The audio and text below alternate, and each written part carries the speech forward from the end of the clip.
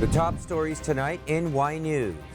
President-elect Ferdinand Bongbong Marcos Jr. will take over as the country's 17th president on June 30 without any legal impairment to his eligibility for the highest elective post. Several public officials named in an intelligence report submitted to the Senate have denied any involvement in agricultural smuggling in the country. The Philippine National Police says suspects involved in the mauling of 6 MMDA enforcers will not be arrested immediately. And solo parents are now entitled to more benefits under a new law.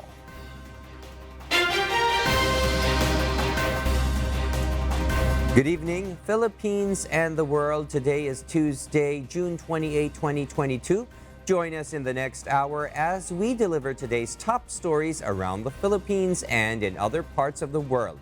I am William Theo. We are also seen in 1,935 satellite monitoring centers nationwide and via live streaming worldwide through the UNTV News and Rescue social media accounts. First in the news, 2 days before his assumption to the presidency on Thursday, June 30, President-elect Ferdinand Marcos Jr. has now been cleared from legal obstacles. Dante Amento tells us why.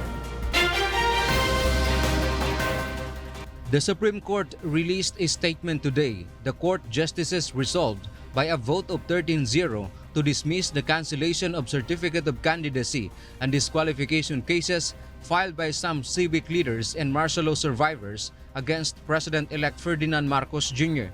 Justice Henry Paul Inting and Justice Antonio Coho Jr. didn't participate in the cases.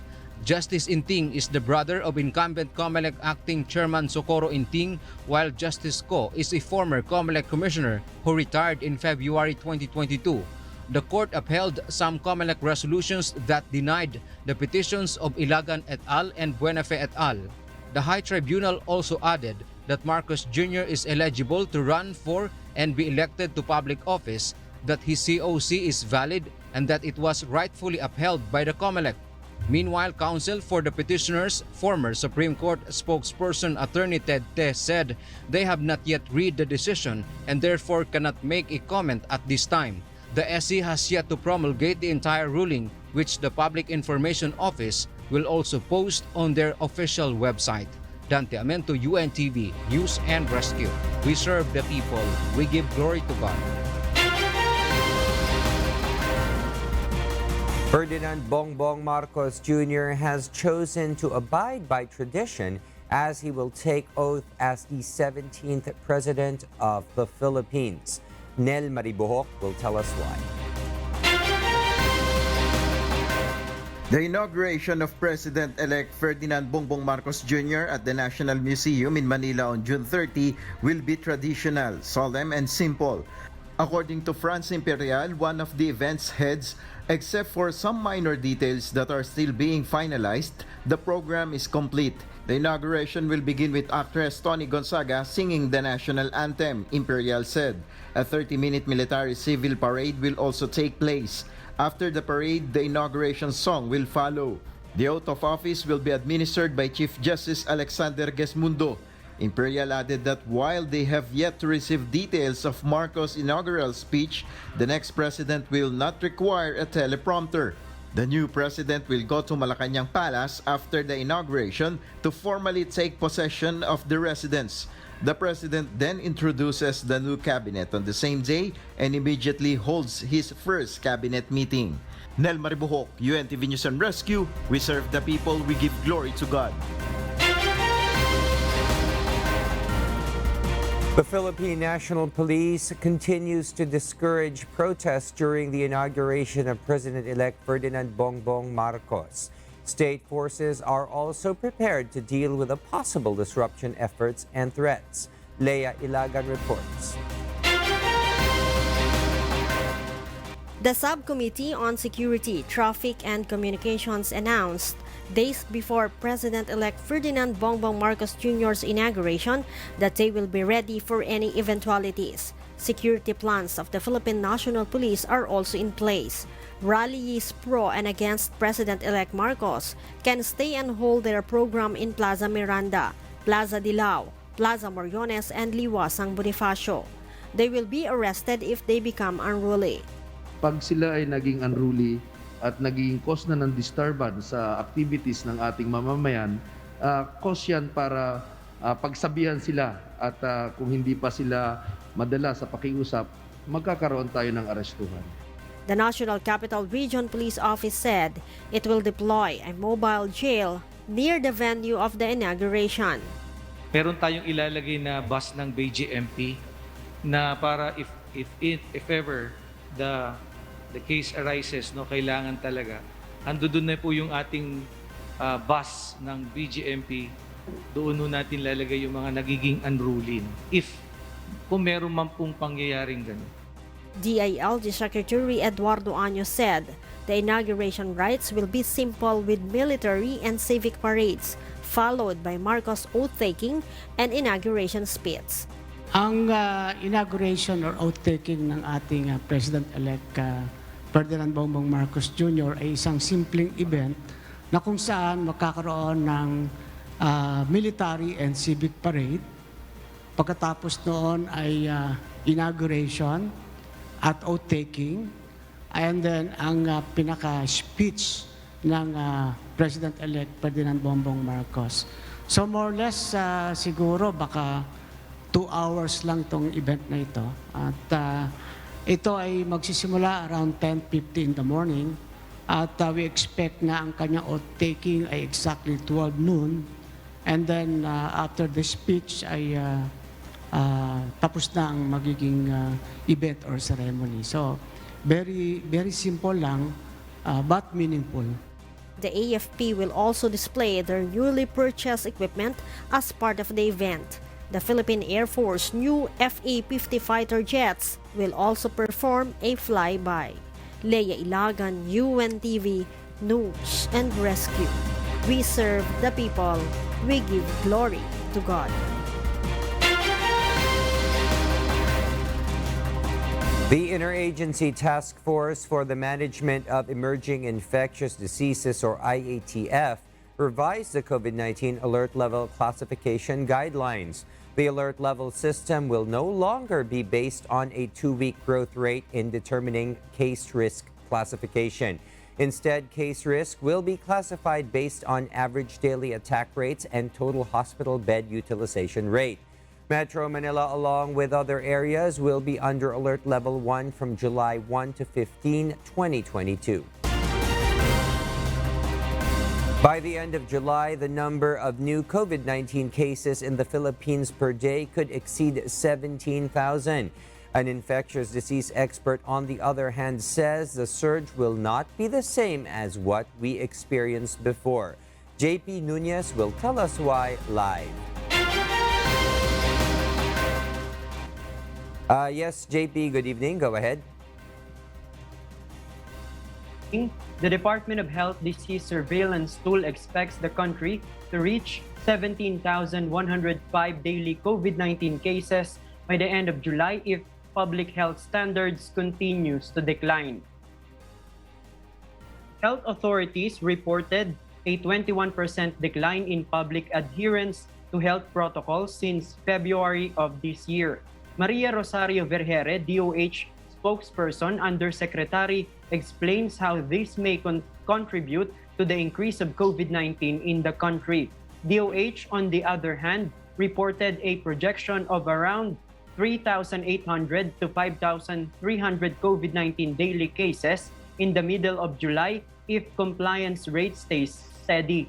It may also be prevented if the public receives extra protection from COVID-19 vaccines and booster doses. Maaring tumaas ang ating mga kaso kung mababawasan ang pagsunod natin sa minimum public health standards, gayon din kung hindi po tayo magpapabakuna. Bagamat projections lamang po ito, mabuting tignan natin bilang gabay upang mapagpatuloy lamang tayo sa tinatamasa nating unti-unting paglalakbay tungo sa new normal. DOH also said that the projected increase in COVID-19 cases was not the same as what the country experienced with the surge caused by the Delta and Omicron variants. Dr. Edsel Salvania, infectious disease expert and member of the Health Technical Advisory Group, says that the projected increase in COVID-19 cases in the country will not be the same as what we experienced. Dr. Salvania said that vaccination rollout may be a key factor in preventing COVID patients from being in severe and critical condition, which may require hospital admission. Nandito tayo sa level na even though tumataas yung cases, hindi masyadong gumagalaw talaga yung admissions, hindi napupuno yung hospitals. And that's a real indication na nagmo-move on na talaga tayo towards endemicity. Na kahit tumaas pa yung cases na yan, kahit ilan, and alam naman natin, hindi natin nakaka-capture lahat ng cases ngayon, halos wala talagang epekto sa ating healthcare system, which means that we can start to treat this as an endemic disease. William, experts say the country is only waiting for the World Health Organization to declare COVID-19 as endemic stage before easing health protocols. But for the time being, the public is advised to follow the existing health measure to prevent the spread of COVID-19. That is our latest live. Back to you, William. Yes, thank you, JP Nunez, reporting live from Quezon City.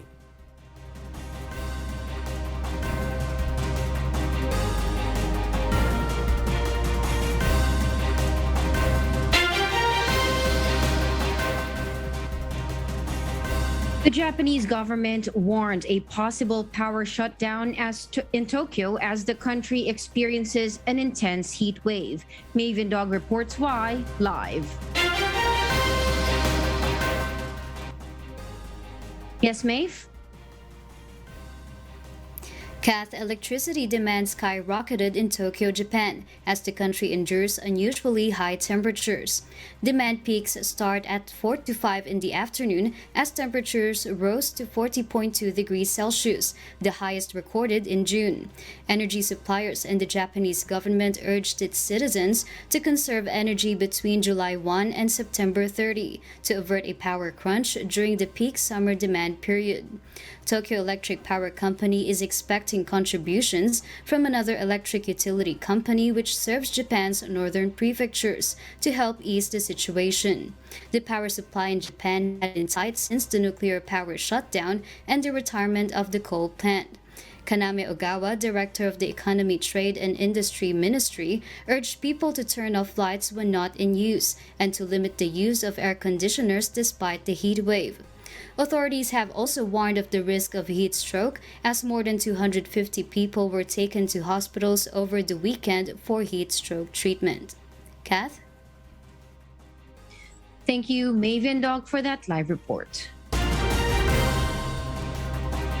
The University of Stirling has discovered that rotavirus, the cause of diarrhea, can survive in lake water by attaching to microplastic surfaces and stay alive for up to 3 days.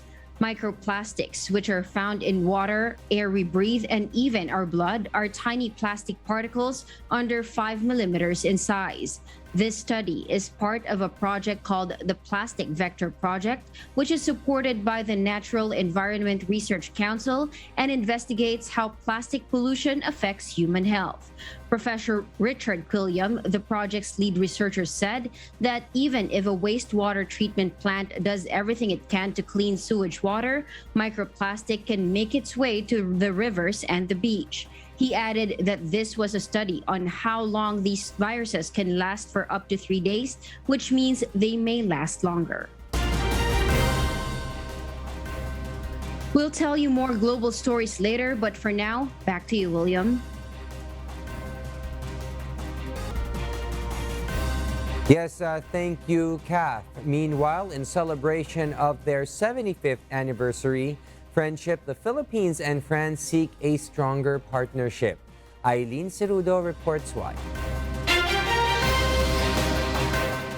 We're okay. We're trade partners and marami rin tayong natututunan sa kanila. Marami silang investment sa Philippines. At marami rin nag-e-export tayo sa France. nag-e-export din sila sa Philippines. So, very good. The Philippines and France are celebrating the 75th anniversary of their diplomatic ties, which were formed in 1947. Last Sunday, the France-Philippines Friendship Park was inaugurated at the Las Piñas Parañaque Wetland Park as part of the celebration. A sculpture was also unveiled to represent the two countries' strong partnership. France wishes to forge better trade and commerce links with the Philippines, but education would be one of the key priorities. French Ambassador Michel Bocuse will meet with Vice President-elect Sara Duterte to talk about the importance of education in the Philippines and France.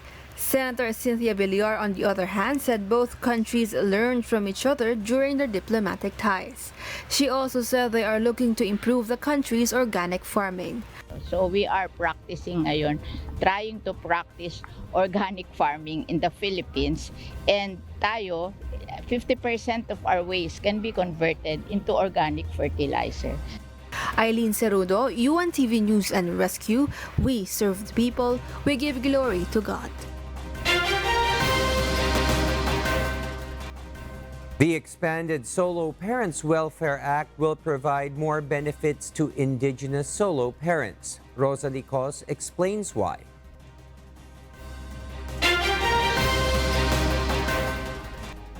The bill providing additional benefits to solo parents has passed into law without President Rodrigo Duterte's signature. A solo parent earning the minimum wage and below is entitled to a monthly cash subsidy of 1,000 pesos allocated by the concerned city or municipal government under Republic Act No. 11861. The lone parent earning less than 250,000 pesos per year will also be granted a 10% discount and exemption from the value-added tax on baby's milk, food, micronutrient supplements, and sanitary diapers purchased, duly prescribed medicines, vaccines, and other medical supplements purchased. Apart from existing leave privileges, solo parents will be given a 7-day parental leave with pay regardless of employment status. A single parent will also be covered automatically through PhilHealth under the National Health Insurance Program, with the national government paying for their premium contribution. Scholarship programs for solo parents are also provided by the law, as is a full scholarship for one child of a solo parent in basic, higher, and technical vocation skills education institutions. In addition, they are eligible for less strict requirements for work leaves, scholarships, livelihood training, low-cost housing projects, and others. A solo parent identification card should be presented to access the additional benefits. President Duterte did not sign the bill, so it became law on June 4, 2022. Rosa Licos, UNTV News and Rescue. We serve the people, we give glory to God.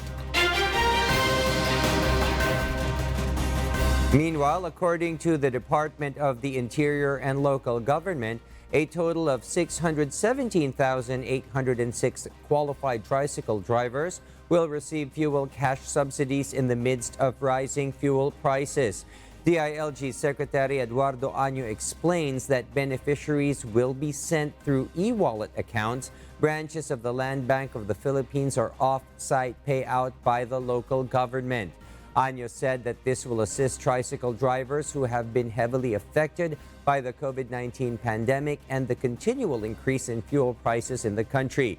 Meanwhile, the DILG official urges city and municipal mayors to create a Pantawid Pasada Assistance and Complaint Desk or hotline to address beneficiaries' complaints and concerns about the fuel subsidy program.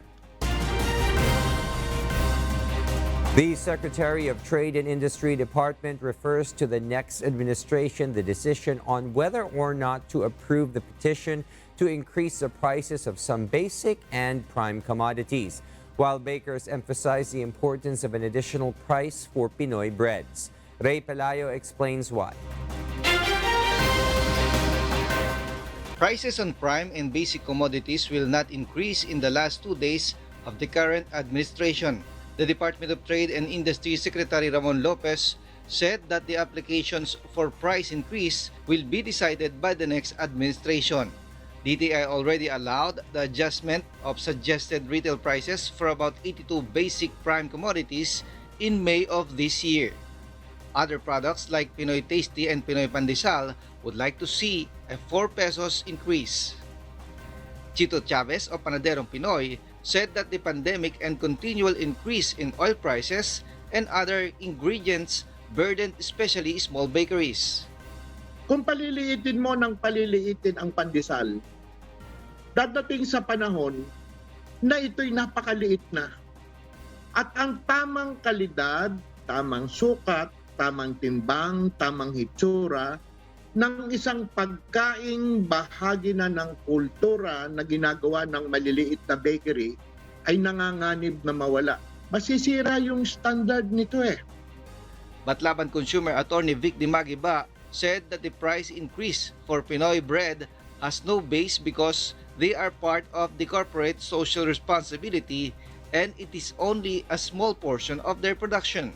Chavez, on the other hand, encourages bakeries to use local agricultural products like squash, potato, carrots, and malunggay as materials for their baking to solve the problem of flour supply. Ray Pilayo, UNTV News and Rescue. We serve the people. We give glory to God. Apart from the threat of COVID-19, health experts also warn the public about the threat of common illnesses, particularly during the rainy season. Eileen Cerudo has this report. Health experts remind the public about the importance of clean water at home. Dr. Maricar Limpin, president of the Philippine College of Physicians, explains why waterborne diseases are common during the rainy season. Diarrhea, typhoid fever, and cholera are common diseases.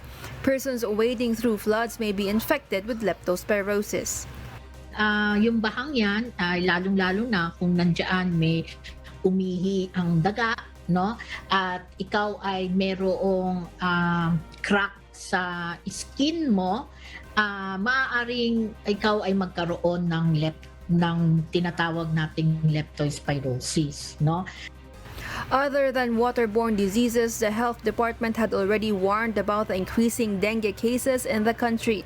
From January 1 to June 4 this year, 39,705 dengue cases have been reported, a 31% increase from the same period in 2021.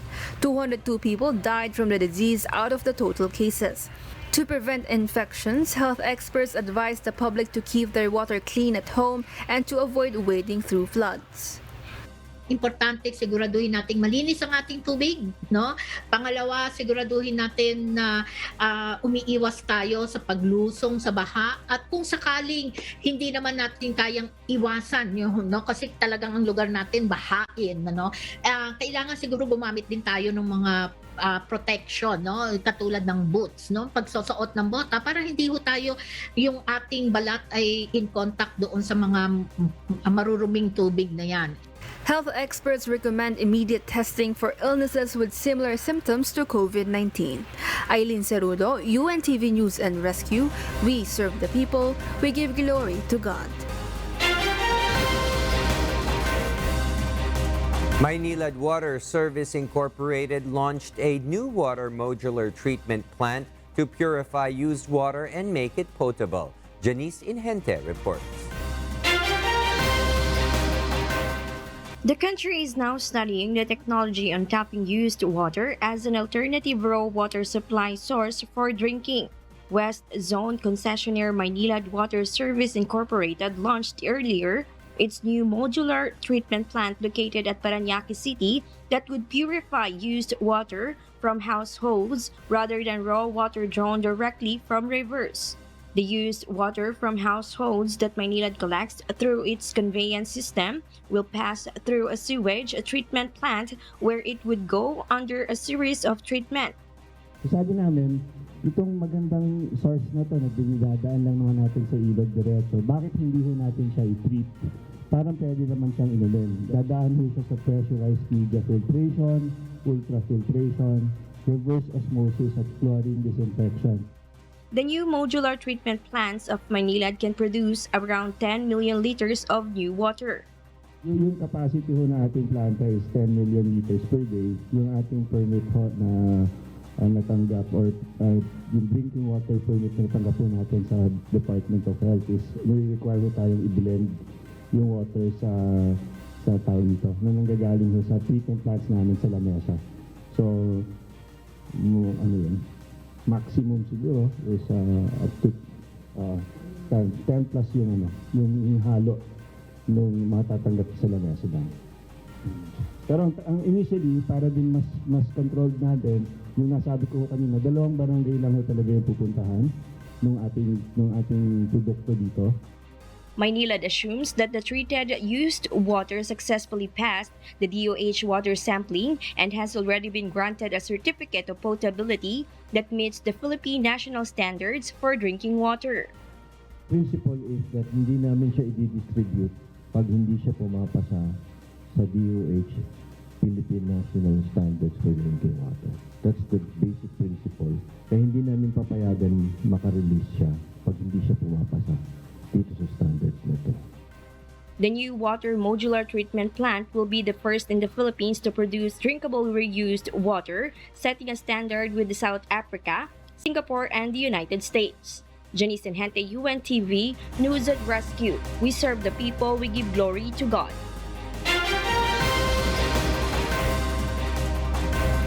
NATO allies will decide in their next summit to multiply their military groups along with continuing to support Ukraine. Marvi Delfin will tell us why live.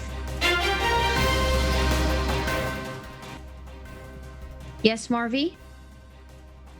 Kath, NATO's new strategic military concept will see a major transformation of its response force, readily deploying over 300,000 troops in emergency crisis.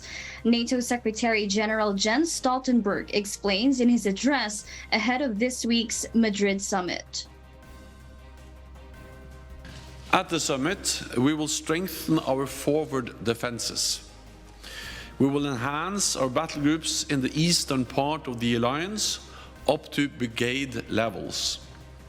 We will transform the NATO response force and increase the number of our high readiness forces to well over 300,000. We will also boost our ability to reinforce in crisis and conflict. This number of troops to join NATO's defense force is thought to be the largest overhaul since the Cold War. Stoltenberg added that this decision had been a military investment pledge since 2014, when the Russia-Ukraine battle started. Additionally, the upcoming summit of 30 allies will decide on further support for Ukraine in its current battle against Russia, with the alliance aiming to transition the nation into more modern NATO equipment, including secure communications, anti-drone systems, and fuel. Kath, for the first time, the summit will address China's growing threats, as well as decide the possibility of Finland and Sweden finally joining the alliance. Kath? Thank you, Marvi Delfin, for that live report. In a few weeks, U.S. President Joe Biden and China's President Xi Jinping are expected to meet. The group of 7 leaders plans to address China's non-market economic practices. Beverly Saison reports. U.S. President Joe Biden and Chinese President Xi Jinping are expected to meet in the next few weeks, according to U.S. National Security Advisor Jake Sullivan. During the G7 summit on Monday, June 27 in southern Germany, the U.S. officials said there is increased attentiveness to the challenges China poses, particularly on its economic and security practices. According to Sullivan, a communique will address China's non-market economic practices as well as its methods on debts and actions on human rights. This comes as President Joe Biden announced a plan to raise $600 million for the G7's Partnership for Global Infrastructure and Investment. And the U.S. government also supported the successful bid by an American company, Subcom, for a $600 million contract to build a global subsea telecommunications cable. This cable will stretch from Southeast Asia through the Middle East and the Horn of Africa to Europe. This will be essential to meeting the growing demand for reliable, security, high-tech connectivity in 3 key regions of the world. This aims to finance infrastructure in developing countries, which would offer an alternative to China's Belt and Road Initiative, which, according to U.S. officials, are debt traps. However, analysts predicted that a third virtual meeting between the Chinese and U.S. leaders might not be far off. They add it feels like it is Mr. Biden and the top U.S. leaders who are pushing for it, while China is in no hurry. This as China and U.S. ties are in stalemate. Beverly Sison, UNTV, News and Rescue. We serve the people. We give glory to God.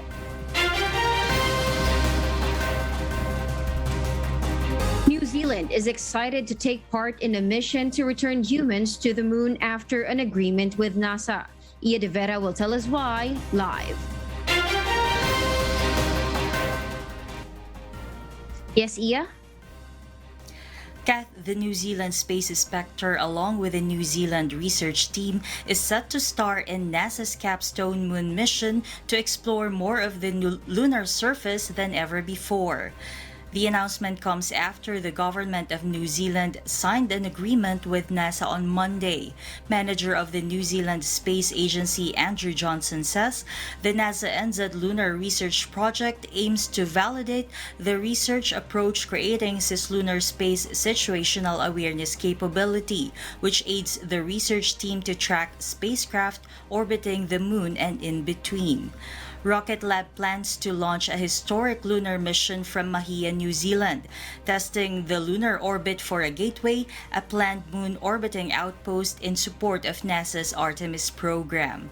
NASA's Artemis program seeks to return humans to the lunar surface as soon as 2025, renewing human exploration of the moon with plans to land the first woman and first person of color, as well as progressing towards Mars examination.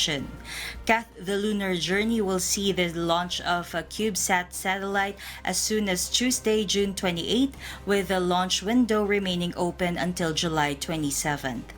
Kath? Thank you, Ia de Vera, for that report live from New Zealand.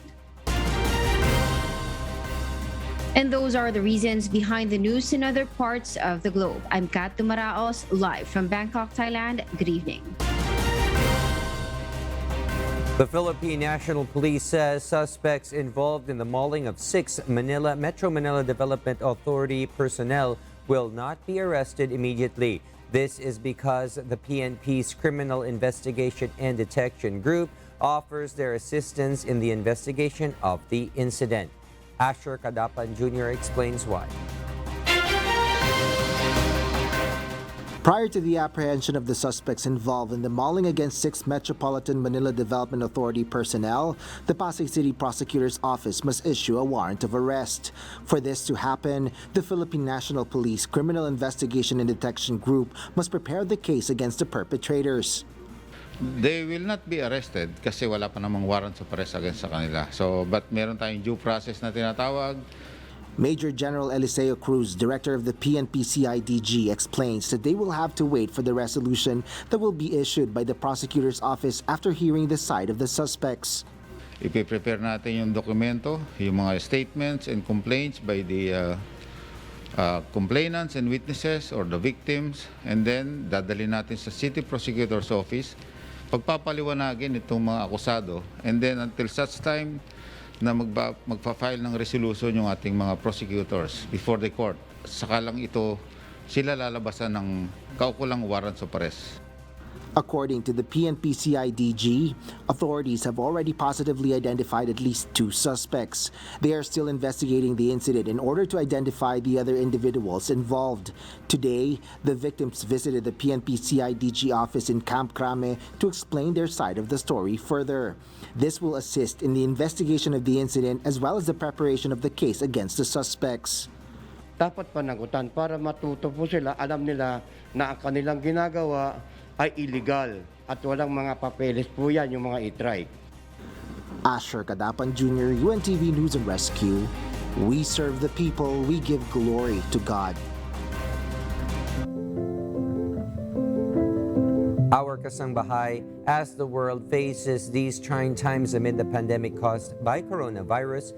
We are inviting everyone to join the global prayer for humanity from Monday to Friday, 9:30 p.m. Philippine time through the social media accounts of Members Church of God International.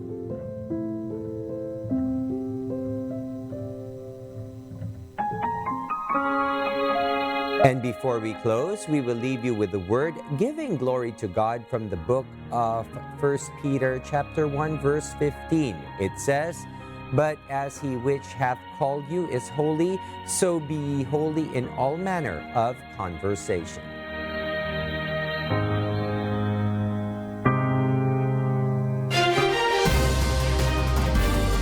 And those are the reasons behind the news, June 28, 2022. Reasons we deliver to you as they unfold. I am William Theo. And because we need to know, we will always ask why. We serve the people. We give glory to God.